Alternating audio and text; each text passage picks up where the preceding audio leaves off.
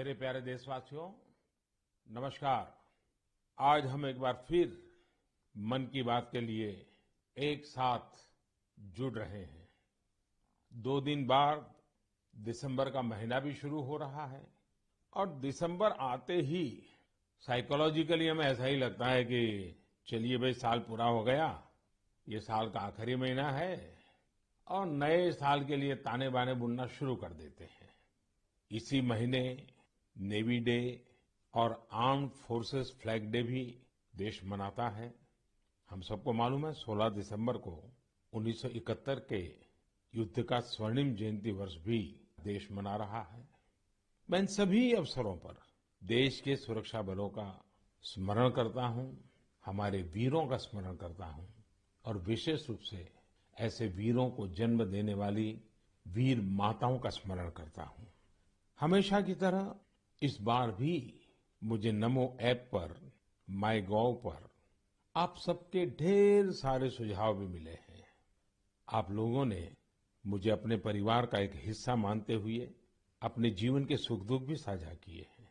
इसमें बहुत सारे नौजवान भी हैं, छात्र छात्राएं हैं। मुझे वाकई बहुत अच्छा लगता है कि मन की बात का हमारा ये परिवार निरंतर बड़ा तो हो ही रहा है, मन से भी जुड़ रहा है और मकसद से भी जुड़ रहा है। और हमारे गहरे होते रिश्ते हमारे भीतर निरंतर सकारात्मकता का एक प्रवाह प्रवाहित कर रहे हैं। मेरे प्यारे देशवासियों, मुझे सीतापुर के ओजस्वी ने लिखा है कि अमृत महोत्सव से जुड़ी चर्चाएं उन्हें खूब पसंद आ रही है। वो अपने दोस्तों के साथ मन की बात सुनते हैं और स्वाधीनता संग्राम के बारे में काफी कुछ जानने का, सीखने का लगातार प्रयास कर रहे हैं। साथियों, अमृत महोत्सव सीखने के साथ ही हमें देश के लिए कुछ करने की भी प्रेरणा देता है। और अब तो देश भर में आम लोग हों या सरकारें, पंचायत से लेकर के पार्लियामेंट तक अमृत महोत्सव की गूंज है और लगातार इस महोत्सव से जुड़े कार्यक्रमों का सिलसिला चल रहा है। ऐसा ही एक रोचक प्रोग्राम पिछले दिनों दिल्ली में हुआ। आजादी की कहानी बच्चों की जुबानी कार्यक्रम में बच्चों ने स्वाधीनता संग्राम से जुड़ी गाथाओं को पूरे मनोभाव से प्रस्तुत किया। खास बात ये भी रही कि इसमें भारत के साथ ही नेपाल, मॉरिशस, तंजानिया, न्यूजीलैंड और फिजी के स्टूडेंट्स भी शामिल हुए। हमारे देश का महारत्न ओएनजीसी भी कुछ अलग तरीके से अमृत महोत्सव मना रहा है। ओएनजीसी इन दिनों ऑयल फील्ड्स में अपने स्टूडेंट्स के लिए स्टडी टूर का आयोजन कर रहा है। इन टूर्स में युवाओं को ओएनजीसी के ऑयल फील्ड ऑपरेशंस की जानकारी दी जा रही है। उद्देश्य ये कि हमारे उभरते इंजीनियर राष्ट्र निर्माण के प्रयासों में पूरे जोश और जुनून के साथ हाथ बटा सके। साथियों, आजादी में अपने जनजातीय समुदाय के योगदान को देखते हुए देश ने जनजातीय गौरव सप्ताह भी मनाया है। देश के अलग अलग हिस्सों में इससे जुड़े कार्यक्रम भी हुए। अंडमान निकोबार द्वीप समूह में जारवा और ओंगे ऐसे जनजातीय समुदाय के लोगों ने अपनी संस्कृति का जीवंत प्रदर्शन किया। एक कमाल का काम हिमाचल प्रदेश में ऊना के मिनिएचर राइटर रामकुमार जोशी जी ने भी किया है। उन्होंने पोस्टेज स्टैम्प पर यानी इतने छोटे से पोस्टेज स्टैम्प पर नेताजी सुभाष चंद्र बोस और पूर्व प्रधानमंत्री लाल बहादुर शास्त्री जी के अनोखे स्केच बनाए हैं। हिंदी में लिखे राम शब्द पर उन्होंने स्केच तैयार किए, जिसमें संक्षेप में दोनों महापुरुषों की जीवनी को भी उकेरा गया है। मध्य प्रदेश के कटनी से भी कुछ साथियों ने एक यादगार दास्तान गोई कार्यक्रम की जानकारी दी है। इसमें रानी दुर्गावती के अदम्य साहस और बलिदान की यादें ताजा की गई है। ऐसा ही एक कार्यक्रम काशी में हुआ। गोस्वामी तुलसीदास, संत कबीर, संत रैदास, भारतेंदु हरिश्चंद्र, मुंशी प्रेमचंद और जयशंकर प्रसाद जैसी महान विभूतियों के सम्मान में 3 दिनों के महोत्सव का आयोजन किया गया। अलग अलग कालखंड में इन सभी की देश की जन जागृति में बहुत बड़ी भूमिका रही है। आपको ध्यान होगा, मन की बात के पिछले एपिसोड्स के दौरान मैंने 3 प्रतियोगिताओं का उल्लेख किया था, कंपटीशन की बात कही थी। एक, देशभक्ति के गीत लिखना, देशभक्ति से जुड़ी, आजादी के आंदोलन से जुड़ी घटनाओं की रंगोली बनाना और हमारे बच्चों के मन में भव्य भारत के सपने जगाने वाली लोरी लिखी जाए। मुझे आशा है इन प्रतियोगिताओं के लिए भी आप जरूर एंट्री भी भेज चुके होंगे, योजना भी बना चुके होंगे और अपने साथियों से चर्चा भी कर चुके होंगे। मुझे आशा है बढ़ चढ़ करके हिंदुस्तान के हर कोने में इस कार्यक्रम को आप जरूर आगे बढ़ाएंगे। मेरे प्यारे देशवासियों, इस चर्चा से अब मैं आपको सीधे वृंदावन लेकर चलता हूँ। वृंदावन के बारे में कहा जाता है कि ये भगवान के प्रेम का प्रत्यक्ष स्वरूप है। हमारे संतों ने भी कहा है, यह आशा धरी चित्त में, यह आशा धरी चित्त में, कहत जथा मति मोर, वृंदावन सुख रंग कौ, वृंदावन सुख रंग कौ, काहू न पायो और। यानी वृंदावन की महिमा हम सब अपने अपने सामर्थ्य के हिसाब से कहते जरूर हैं, लेकिन वृंदावन का जो सुख है, यहाँ का जो रस है, उसका अंत कोई नहीं पा सकता। वो तो असीम है। तभी तो वृंदावन दुनिया भर के लोगों को अपनी तरफ आकर्षित करता रहा है। इसकी छाप आपको दुनिया के कोने कोने में मिल जाएगी। पश्चिमी ऑस्ट्रेलिया में एक शहर है पर्थ। क्रिकेट प्रेमी लोग इस जगह से भली भांति परिचित होंगे, क्योंकि पर्थ में अक्सर क्रिकेट मैच होते रहते हैं। पर्थ में एक सेक्रेड इंडिया गैलरी, इस नाम से एक आर्ट गैलरी भी है। यह गैलरी स्वान वैली के एक खूबसूरत क्षेत्र में बनाई गई है और ये ऑस्ट्रेलिया की एक निवासी जगत तारिणी दासी जी के प्रयासों का नतीजा है। जगत तारिणी जी वैसे तो है ऑस्ट्रेलिया की, जन्म भी वहीं हुआ, लालन पालन भी वहीं हुआ, लेकिन 13 साल से भी अधिक समय वृंदावन में आकर के उन्होंने बिताया। उनका कहना है कि वे ऑस्ट्रेलिया लौट तो गई, अपने देश वापस तो गई, लेकिन वो कभी भी वृंदावन को भूल नहीं पाई। इसलिए उन्होंने वृंदावन और उसका आध्यात्मिक भाव से जुड़ने के लिए ऑस्ट्रेलिया में ही वृंदावन खड़ा कर दिया। अपनी कला को ही एक माध्यम बना करके एक अद्भुत वृंदावन उन्होंने बना लिया। यहाँ आने वाले लोगों को कई तरह की कलाकृतियों को देखने का अवसर मिलता है। उन्हें भारत के सर्वाधिक प्रसिद्ध तीर्थस्थलों वृंदावन, नवाद्वीप और जगन्नाथपुरी की परंपरा और संस्कृति की झलक देखने को मिलती है। यहाँ पर भगवान कृष्ण के जीवन से जुड़ी कई कलाकृतियां भी प्रदर्शित की गई हैं। एक कलाकृति ऐसी भी है जिसमें भगवान कृष्ण ने गोवर्धन पर्वत को अपनी छोटी उंगली पर उठा रखा है, जिसके नीचे वृंदावन के लोग आश्रय लिए हुए हैं। जगत तारिणी जी का यह अद्भुत प्रयास वाकई हमें कृष्ण भक्ति की शक्ति का दर्शन कराता है। मैं उन्हें इस प्रयास के लिए बहुत बहुत शुभकामनाएं देता हूं। मेरे प्यारे देशवासियों, अभी मैं ऑस्ट्रेलिया के पर्थ में बने वृंदावन के विषय में बात कर रहा था। ये भी एक दिलचस्प इतिहास है कि ऑस्ट्रेलिया का एक रिश्ता हमारे बुंदेलखंड के झांसी से भी है। दरअसल झांसी की रानी लक्ष्मीबाई जब ईस्ट इंडिया कंपनी के खिलाफ कानूनी लड़ाई लड़ रही थी, तो उनके वकील थे जॉन लैंग। जॉन लैंग मूल रूप से ऑस्ट्रेलिया के ही रहने वाले थे। भारत में रहकर उन्होंने रानी लक्ष्मीबाई का मुकदमा लड़ा था। हमारे स्वतंत्रता संग्राम में झांसी और बुंदेलखंड का कितना बड़ा योगदान है, ये हम सब जानते हैं। यहाँ रानी लक्ष्मीबाई और झलकारी बाई जैसी वीरांगनाएं भी हुई और मेजर ध्यानचंद जैसे खेल रत्न भी इस क्षेत्र ने देश को दिए हैं। साथियों, वीरता केवल युद्ध के मैदान में ही दिखाई जाए, ऐसा जरूरी नहीं होता। वीरता जब एक व्रत बन जाती है और उसका विस्तार होता है, तो हर क्षेत्र में अनेकों कार्य सिद्ध होने लगते हैं। मुझे ऐसी ही वीरता के बारे में श्रीमती ज्योत्सना ने चिट्ठी लिखकर बताया है। जालौन में एक पारंपरिक नदी थी, नून नदी। नून यहाँ के किसानों के लिए पानी का प्रमुख स्रोत हुआ करती थी, लेकिन धीरे धीरे नून नदी लुप्त होने की कगार पर पहुंच गई। जो थोड़ा बहुत अस्तित्व इस नदी का बचा था, उसमें वो नाले में तब्दील हो रही थी।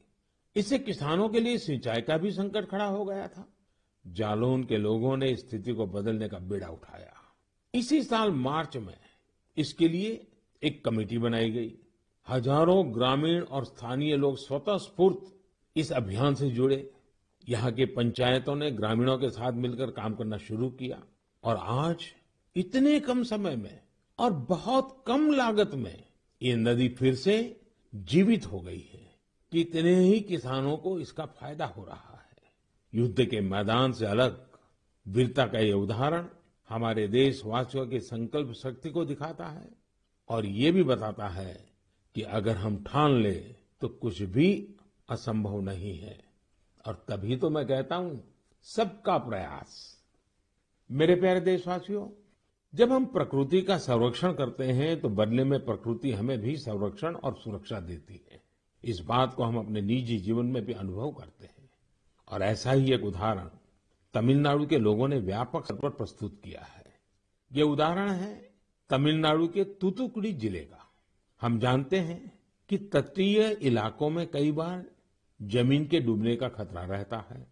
तूतुकुड़ी में भी कई छोटे आइलैंड और टापू ऐसे थे जिनके समुद्र में डूबने का खतरा बढ़ रहा था।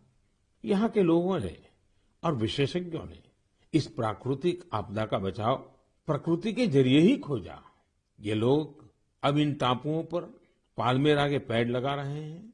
ये पेड़ साइक्लोन और तूफानों में भी खड़े रहते हैं और जमीन को सुरक्षा देते हैं। इनसे अब इस इलाके को बचाने का एक नया भरोसा जगा है।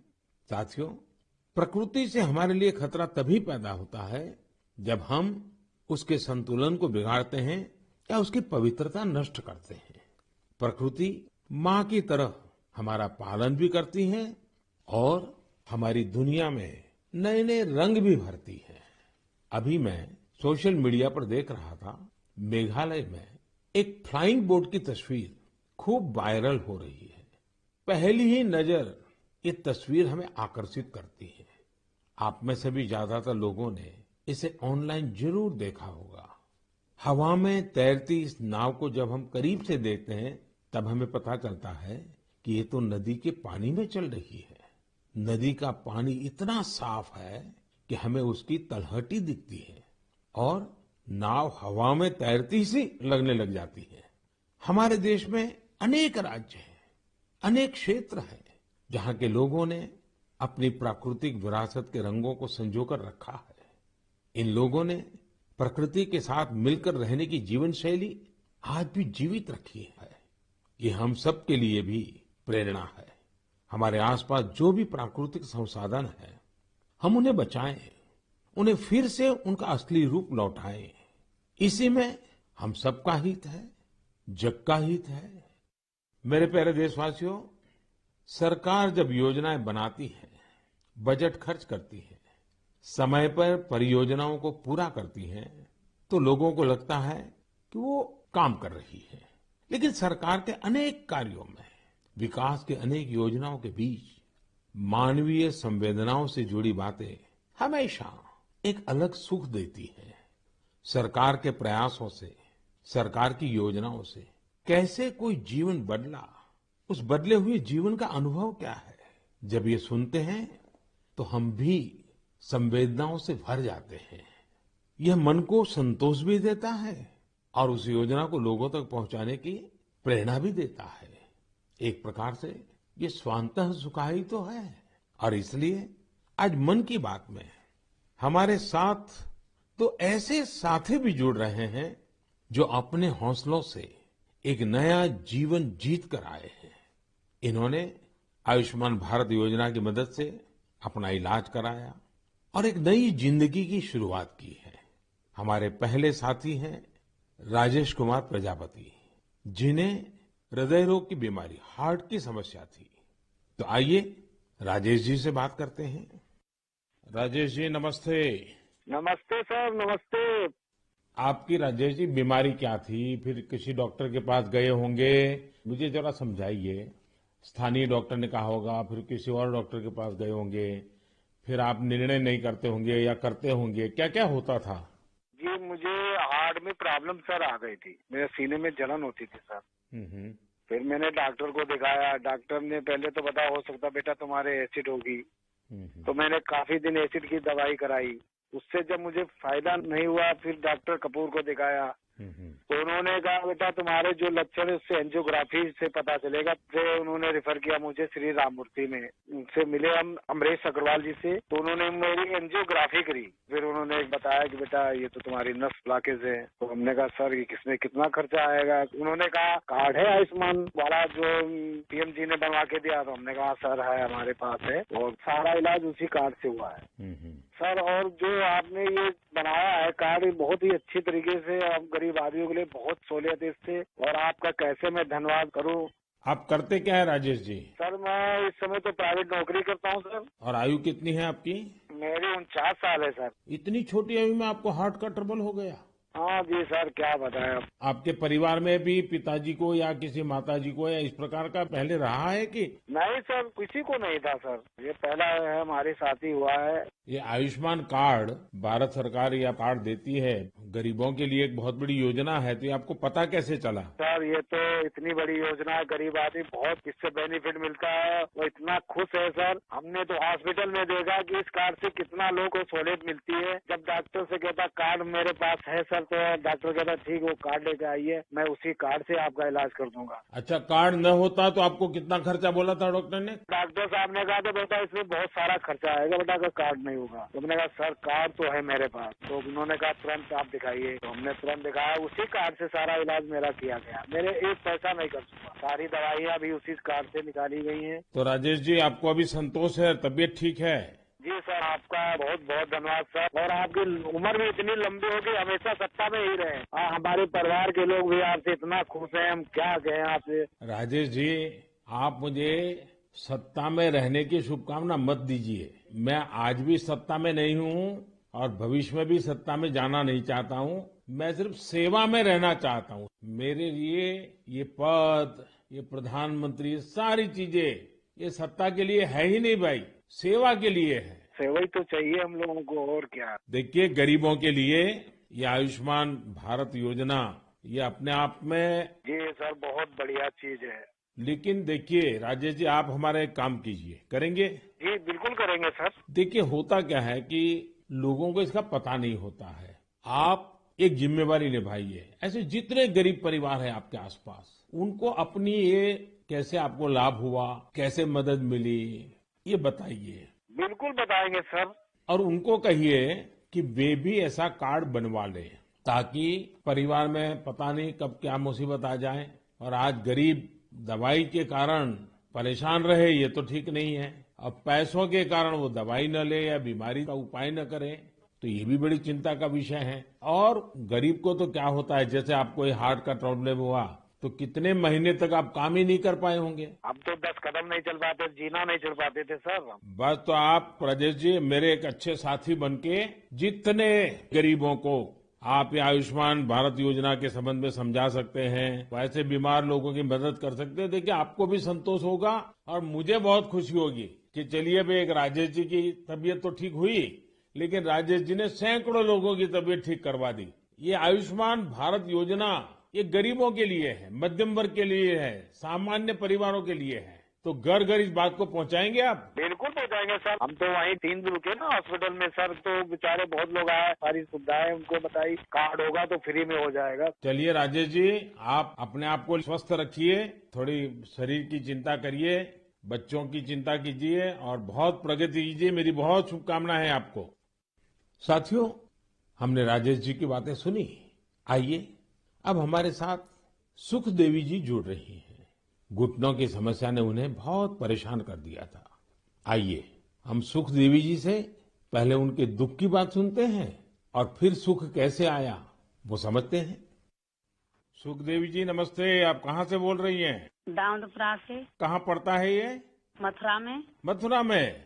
फिर तो सुखदेवी जी आपको नमस्ते भी कहना है और साथ साथ राधे राधे भी कहना होगा। हाँ, राधे राधे। अच्छा, हमें सुना कि आपको तकलीफ हुई थी, आपका कोई ऑपरेशन हुआ, जरा बताएंगे क्या बात है? हाँ, मेरा घुटना खराब हो गया था तो ऑपरेशन हुआ है मेरा प्रयाग हॉस्पिटल में। आपकी आयु कितनी है सुखदेवी जी? उम्र 40 साल। 40 साल और सुखदेव नाम और सुखदेवी को बीमारी हो गई? बीमारी तो मुझे 15-16 साल से लग गई। अरे बाप रे, इतनी छोटी आयु में घुटने आपके खराब हो गए? वो गठियावाई बोलते हैं जो जोड़ों में दर्द थे, कहते हैं घुटना खराब हो गई। तो 16 साल से 40 साल की उम्र तक आपने इसका इलाज ही नहीं करवाया? नहीं करवाया था। दर्द की दवाई खाते रहे, छोटे मोटे डॉक्टरों ने कहते, देसी दवाई है, वैसी दवाई है, थैला छाप डॉक्टरों ने कहते, उनसे घुटना चलवे पे ही खराब हो गई। 1-2 किलोमीटर पैदल चली मैं तो घुटना खराब हो गई मेरी। तो सुखदेव जी ऑपरेशन का विचार कैसे आया? उसके पैसों का क्या प्रबंध किया, कैसे बना ये सब? मैंने वो आयुष्मान कार्ड से इलाज करवाया तो है। आपको आयुष्मान कार्ड मिल गया था? हाँ। और आयुष्मान कार्ड से गरीबों को मुफ्त में उपचार होता है पता था? स्कूल में मीटिंग हो रही थी, माँ से हमारे पति को पता चला तो कार्ड बनवाया मेरे नाम से। हाँ। फिर इलाज करवाया कार्ड से और मैंने कोई पैसा नहीं लगाया। कार्ड से ये इलाज हुआ है मेरा, खूब बढ़िया इलाज हो गया है। अच्छा, डॉक्टर ने पहले अगर कार्ड न होता तो कितना खर्चा बताते थे? 2.5 लाख रुपए, 3 लाख रुपए। 6-7 साल से पड़ी हूँ खाट में। ये कहती थी ये भगवान मुझे ले तो मुझे नहीं जीना। 6-7 साल से खाट में थी? बाप रे बाप। हाँ। ओहो। बिल्कुल उठा बैठा नहीं जाते, बच्चे बैठाते। तो अभी आपका घुटना पहले से अच्छा हुआ है? मैं खूब घूमती हूँ, फिरती हूँ, किचन का काम करती हूँ, घर का काम करती हूँ, बच्चों को खाना बना के देती हूँ। तो मतलब आयुष्मान भारत का कार्ड आपको सचमुच में आयुष्मान बना दिया। बहुत बहुत धन्यवाद। आपकी योजना की वजह से ठीक हो गई, अपने पैरों पे खड़ी हो गई। तब तो बच्चों को भी आनंद आता होगा। हाँ जी, बच्चों को तो बहुत भी परेशानी होती थी। अब माँ परेशान है तो बच्चा भी परेशान है। देखिए, हमारे जीवन में सबसे बड़ा सुख हमारा स्वास्थ्य ही होता है। ये सुखी जीवन सबको मिले, यही आयुष्मान भारत की भावना है। चलिए सुखदेवी जी, मेरी आपको बहुत बहुत शुभकामनाएं। फिर से एक बार आपको राधे राधे। राधे राधे, नमस्ते। मेरे प्यारे देशवासियों, युवाओं से समृद्ध हर देश में 3 चीजें बहुत मायने रखती हैं और वही तो कभी कभी युवा की सच्ची पहचान बन जाती है। पहली चीज है आइडियाज और इनोवेशन, दूसरी है जोखिम लेने का जज्बा और तीसरी है कैन डू स्पिरिट, यानी किसी भी काम को पूरा करने की जिद, चाहे परिस्थितियां कितनी भी विपरीत क्यों ना हो। जब ये तीनों चीजें आपस में मिलती हैं तो अभूतपूर्व परिणाम मिलते हैं, चमत्कार हो जाते हैं। आजकल हम चारों तरफ सुनते हैं स्टार्टअप स्टार्टअप स्टार्टअप। सही बात है, ये स्टार्टअप का युग है और ये भी सही है कि स्टार्टअप की दुनिया में आज भारत विश्व में एक प्रकार से नेतृत्व कर रहा है। साल दर साल स्टार्टअप को रिकॉर्ड निवेश मिल रहा है। ये क्षेत्र बहुत तेज रफ्तार से आगे बढ़ रहा है। यहाँ तक कि देश के छोटे छोटे शहरों में भी स्टार्टअप की पहुंच बढ़ी है। आजकल यूनिकॉर्न शब्द खूब चर्चा में है। आप सबने इसके बारे में सुना होगा।